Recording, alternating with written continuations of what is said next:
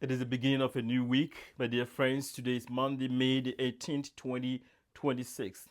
And the gospel reading of today from John's Gospel, chapter 16, Jesus is approached by the disciples and they told him that now that you are speaking to us plainly, we could understand better what you are saying. Jesus began his ministry by a larger part of his gospel was told in forms of parables. That's why he is considered to be one of the greatest storytellers of all times because he recounted things in parable. In the cultural world of Jesus, when serious things are said to the initiated individuals, such things are being communicated in parables because only the initiated could know something, could comprehend and could understand when things are said in parables.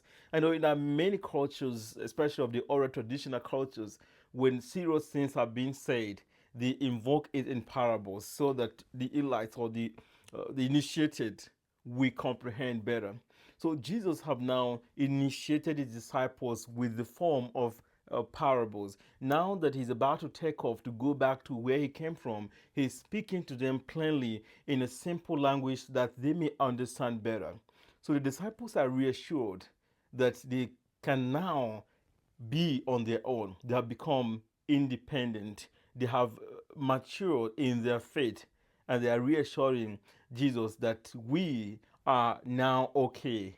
We are now capable of continuing with the gospel that you taught us for the past 3 years. My dear friends, as we begin this new week, let us look at the many times in our lives that we are content having understood that Jesus is by our side, that we are deeply rooted in our faith, that is nourished and that is kept alive by the presence of God, the Holy Spirit. Because the disciples are content today not because Jesus is going and they are happy, but because even if Jesus is going, at least they are capable of keeping something alive, of activating the faith that they learn from Jesus. So, for the many times that we know that we have a God, that we have Jesus by our side, let us be convinced and be content of that because there is nothing greater in this life than knowing that you have a backup. When you are in trouble and you know there is no backup, it becomes more trouble for you. But whenever you are in trouble and you know that, oh, I have someone that I can call, I have someone that can fight for me, I have someone that can come and stand by me